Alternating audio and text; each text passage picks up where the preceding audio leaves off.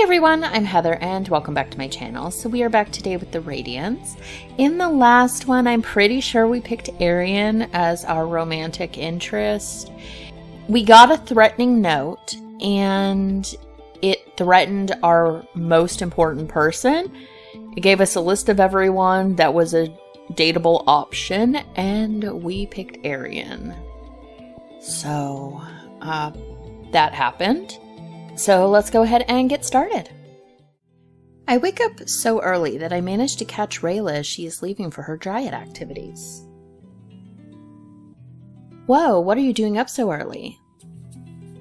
I need to meet with the headmaster before classes start. I received another note from my little friend that I think he should know about. You still suspect Dex? Well, yeah, I guess. He admitted to sending the other notes, and I don't have any other leads. You're probably right. I just can't figure out why he would spend so much time trying to freak you out. I'm not sure either, but that's why I'm headed to see Professor Balin. I'll tell him what I know, and he can decide what to do with Dex. That's probably the best idea. I don't know much about the guy, so who's to say what he is or isn't capable of? Perhaps his threat to harm the person I care about most was just that, a threat. Maybe he never planned to harm anyone, he just wanted to scare me. I'm not sure I'll ever know, but I won't risk somebody getting hurt because I didn't take a threat seriously. I gotta run, be sure to keep me updated. And hey, be careful, okay?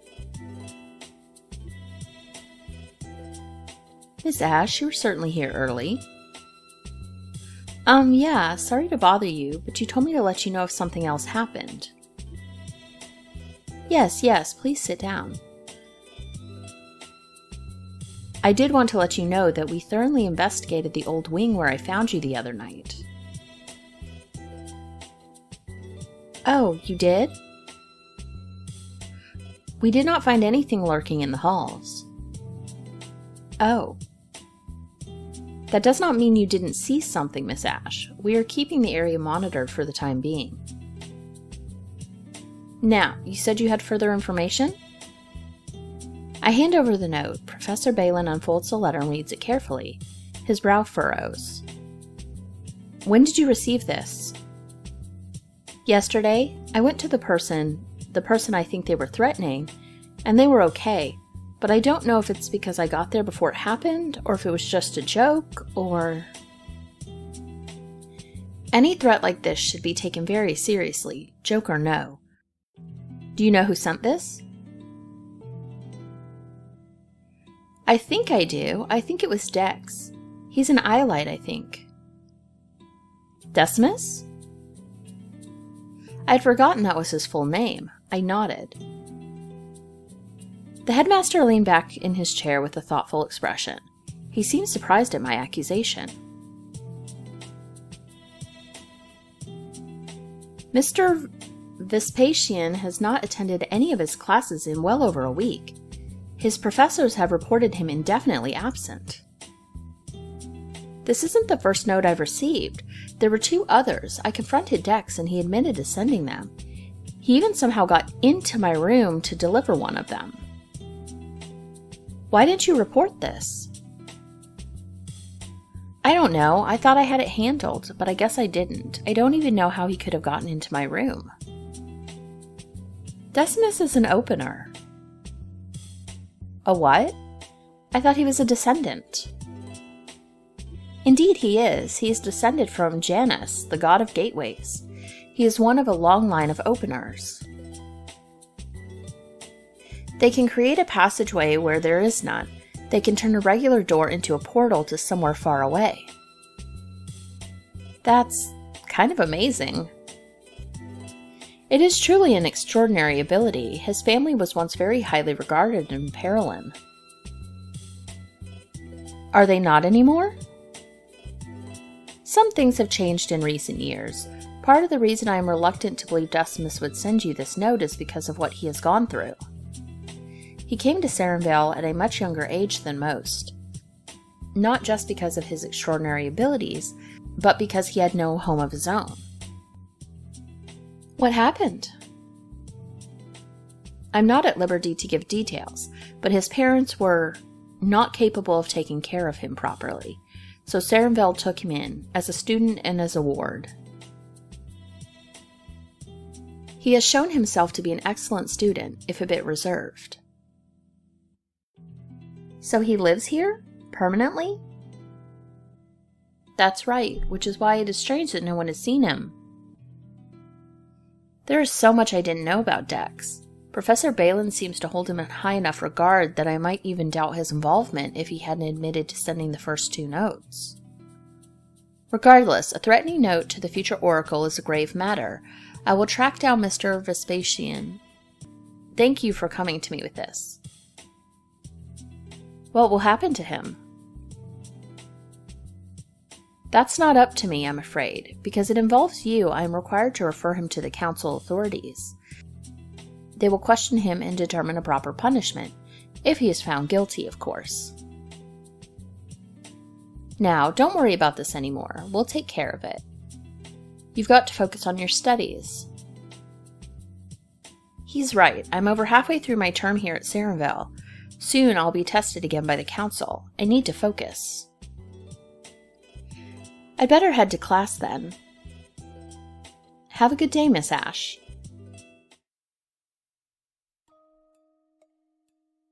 As soon as I get to the alchemy class, I approach Syndra, bag of leaves in hand. So you actually found it, huh?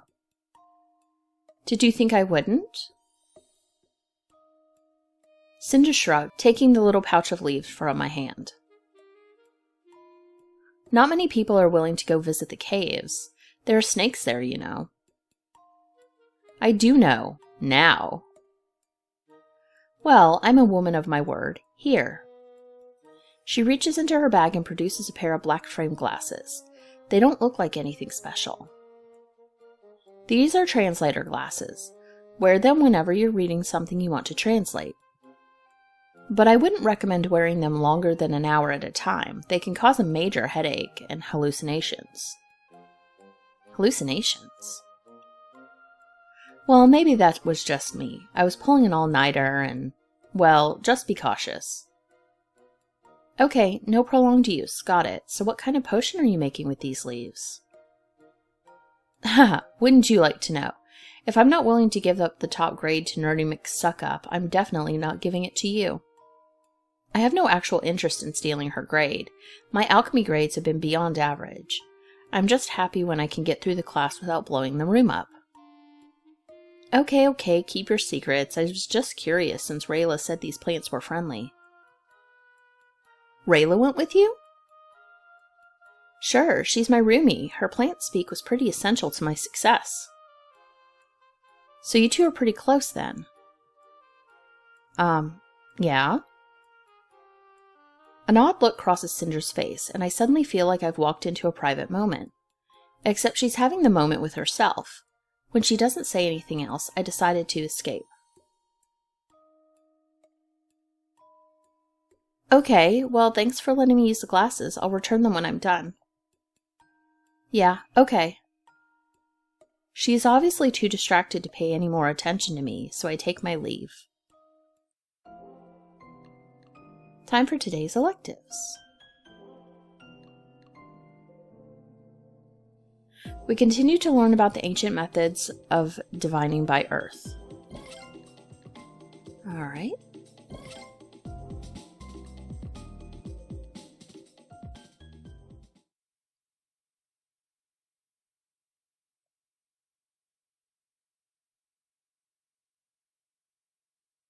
It's time for this week's club meeting. I had to do a bit of digging to find out where the Starminster Exchange students were staying. But in the case of Reese, all I had to do was follow the trail of simpering girls waiting for him to leave his room. One of them spots me approaching and gives me a wary look. If you're here to see the prince, you'll have to wait in line. Excuse me? There are a lot of people wanting to speak with him, and he doesn't have all day to chat. Why is everyone so interested in this guy? Are you kidding? Prince Reese is more than just a pretty face. He's a muse. He inspires greatness in anyone he cares about. And who wouldn't want a muse that looks like that? Okay, if you say so. So don't even think about trying to cut the line. These girls are serious. This is ridiculous, and definitely not what I was expecting to deal with today. Look, I have something important to discuss with him. Yeah, we all do. Before I can argue further, the door opens and Rhys walks out. There is an instant buzz of excitement from the surrounding girls. Rhys doesn't seem at all surprised by the crowd waiting outside his door. In fact, he leans into it, awarding them with a dazzling smile. Hello, ladies, did you miss me? The girls giggle, swoon, and fan themselves.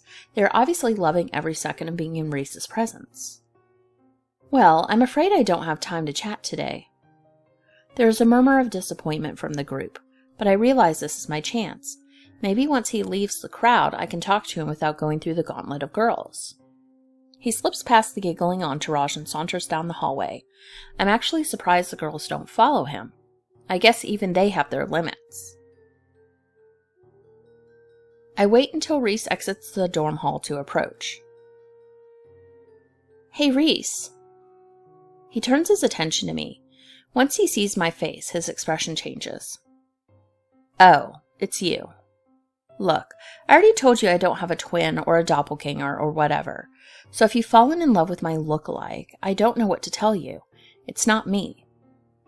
This guy's arrogance knows no bounds. What if I could show you that you do have a look-alike? Rhys gives me a curious look, then smiles. And how are you going to do that? I can show you. You just need to follow me. Fine, if you insist on dragging me along, I'll humor you, if only so you will stop pestering me with this nonsense. I really hope I won't have to deal with Rhys's delightful personality for long. For now, I need to put up with him in order to help Alistair. This way. When we enter the cold room, it seems particularly dark. The room has never been brightly lit, but something about it seems more ominous today. Okay. Now that we're in a creepy room, what is it you wanted to show me? Just wait and see. I turn towards the room and call out into the darkness. Alistair, we're here. I brought him. Alistair materializes with a cold rush of air. I smile at him and gesture towards Rhys, who is standing slightly behind me. This is Rhys, the one I was telling you about. Alistair looks past me and his eyes widen. It's impossible. Who are you talking to? And why is it so cold in here?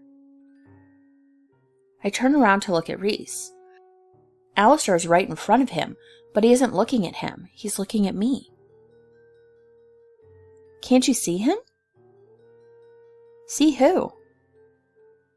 Alistair moves around Rhys, waving his arms in front of his face. Rhys gives no reaction. I don't think he could see me. What? Why not? I don't know, but the resemblance is uncanny. This person looks just like me. But how? Rhys watches in confusion as I have a conversation with my invisible friend. Then his expression changes, and he approaches me with what I assume is supposed to be a flirty grin. Okay, I get what this is. You just wanted to get me alone in a dark room, didn't you? What? Of course not. It's okay, really. I give you full marks for your creativity. You piqued my interest, and that doesn't happen very often. Rhys moves closer towards me, and I take a step back. That is not what this is. I take another step back and bump into one of the desks. Why are you running away? I won't hurt you. I mean, this was your plan all along, wasn't it? No, it absolutely was not. Then why did you invite me here? I told you, I wanted you to meet someone. I'm a bit cornered now. I hold my hand in front of me to keep him from moving any closer. Thankfully, he stops, giving me a strange look. Is this some sort of game you're playing? Because let me clear this up for you. I don't like games, and I'm not into the whole hard-to-get thing. I'm about to give an angry retort when a large book comes flying towards Reese. It smacks him squarely in the back of the head, causing him to gasp in surprise. What the?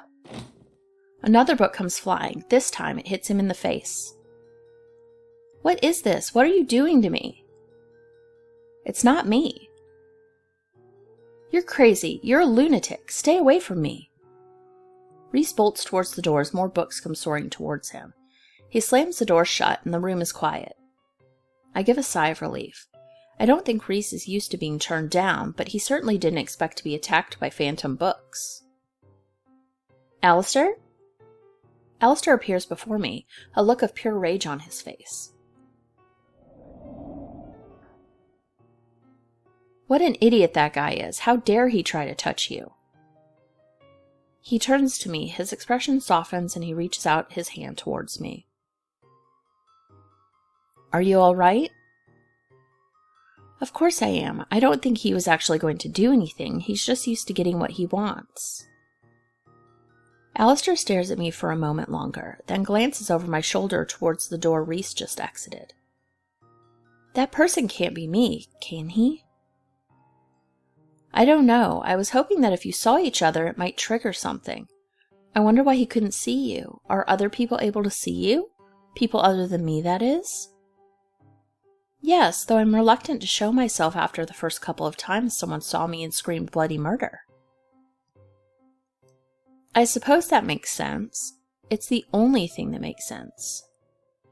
I slumped down into a nearby chair, feeling defeated once again. Heather, I appreciate all your help in trying to figure out what happened to me, but maybe it's just not meant to be. Don't say that. I refuse to believe you're bound to be stuck in this room for eternity.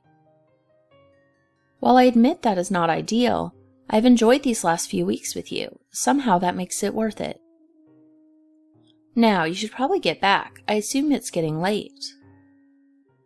Yeah, you're probably right. But Heather, stay away from that Reese guy. I don't trust him. I nod once and Alistair fades away, leaving me alone in the darkened room.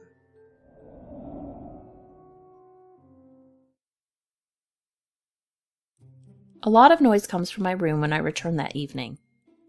I open the door to find Rayla tossing her clothes around the room and several large bags on the floor. What's all this? I'm packing. I'm just trying to find my most respectable clothes to bring. And well, it's not easy. Are you going somewhere? Oh, I forgot to tell you. I'll be traveling home for the holiday. So I'm sorry to say you'll have to make do without my shining presence for a few days. We don't get a full week off, but it's nice to have a long weekend. There's a holiday next week?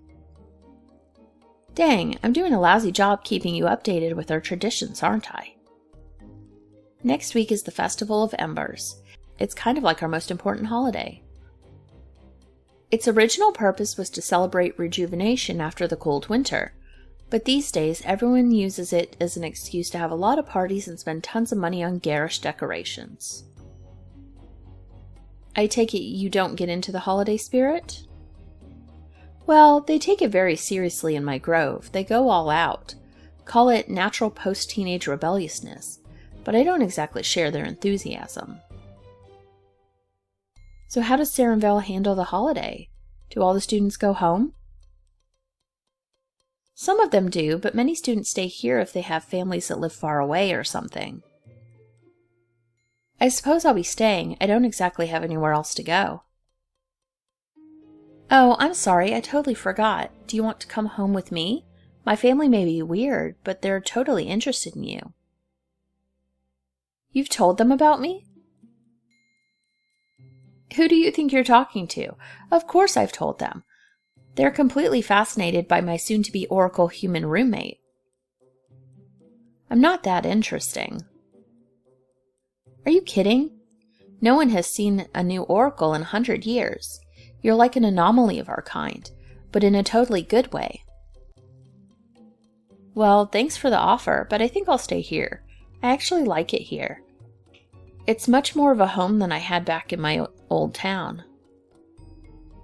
Well, let me know if you change your mind. I'll be leaving the day after the big party. What big party? Haven't you seen the signs posted all around the school? Sarenville has a huge blowout on Friday. It's not formal or anything, but there will be music, food, and dancing. Sounds fun. It'll be my first Radiant party. You're gonna love it. We Radiants know how to party. Now, help me sort these clothes. Of course, let's do this.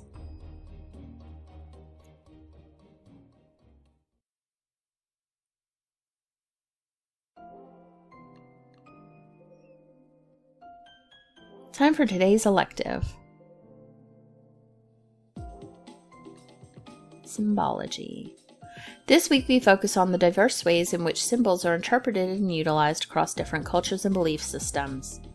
These symbols include some that I recognize, including the Celtic knot and the Egyptian ankh, as well as others that are completely new to me. There are certain plants and flowers that are symbols of the dryads, the oak tree being the most prevalent. This is probably why Rayla loves the autumn courtyard so much. Okay. It is Thursday. When I return to my room, I'm surprised by a letter shooting under my door at top speed. It's one of those magical missives. I snatch it up and instantly recognize Arian's neat script. Miss Ash, I'd like to reschedule today's lesson. I'll pick you up outside your dorms on Saturday, 8 a.m. sharp. He didn't give me a space to respond, so I assume this little weekend lesson is not negotiable. Why does it have to be so early on a weekend?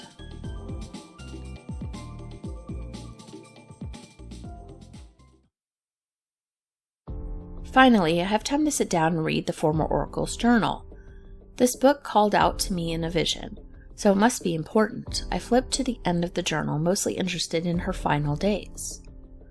I slip on the glasses Sindra gave me and look over the pages. Just as she said, the words have transformed from Greek to English. This is a seriously cool item. I settle in and begin to read. Dear Journal,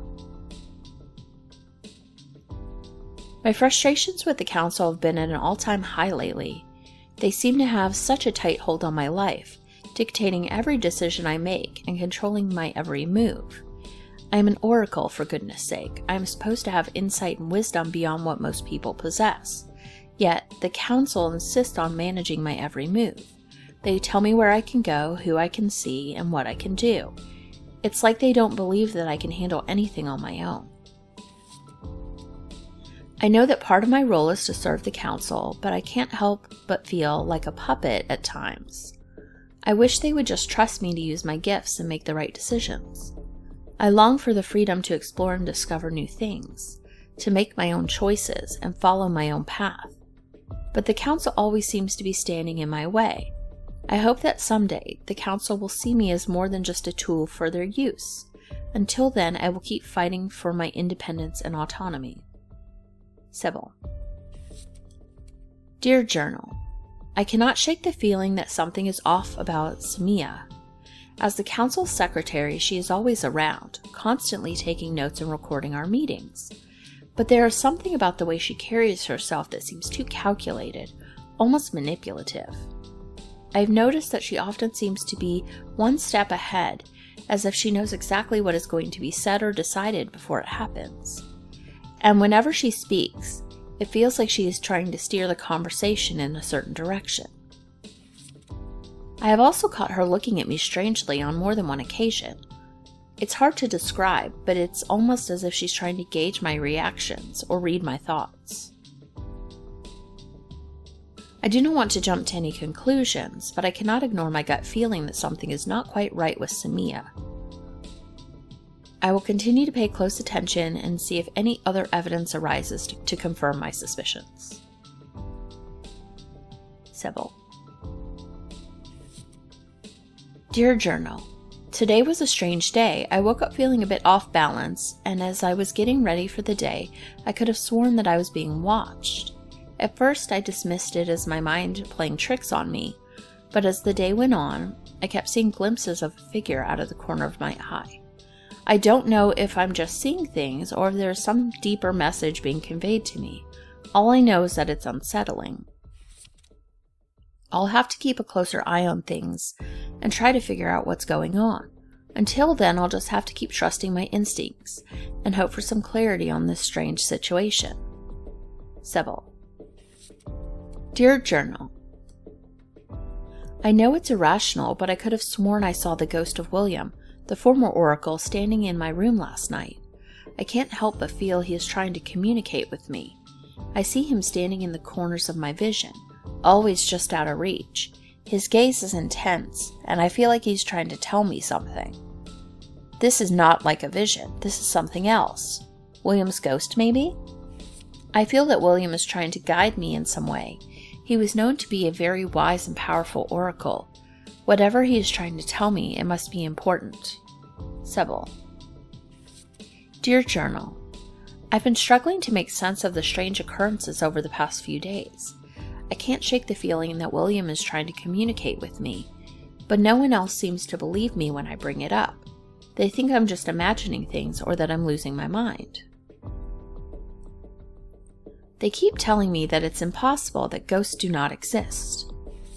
So if it wasn't a ghost, then what was it that I've been seeing? I can't shake the feeling that William is still alive somehow. It seems impossible. I saw him die with my own eyes. But my instincts are telling me that he is out there somewhere. I don't know what to do. I feel like I'm going crazy, but I can't just ignore this feeling. I'll have to keep searching for answers and hope that eventually I'll be able to prove that William is alive. Sybil. Dear Journal, I've been trying to find a way to get to the bottom of this strange situation with William. I've been going in circles, but I finally had a breakthrough. I realized that the only person who might have some answers is Samia. She's been around for a long time and knows just about everything that goes on in the council. I've made plans to meet with her tomorrow and ask her about William. I'm hoping she'll be able to shed some light on the situation and help me understand what's going on. I'm a little nervous about bringing this up with her. I'm not sure how she'll react or if she'll even know anything, but I have to try. I can't let this go until I have some answers. I'll update you tomorrow on what I find out. Sybil. The journal ends here. No follow-up on her conversation with Samia. It seems odd that Sybil would seek answers from someone she clearly did not trust. And seeing the ghost of her predecessor, William? She insists that he's alive, but surely that can't be possible. Can't be possible. She mentioned that she felt he was trying to send her a message, perhaps to warn her about her death. I think I should have a chat with Samia the next time she visits. I'd like to find out about her conversation with Sybil. If my assumptions are correct, that may have been the last conversation the Oracle ever had.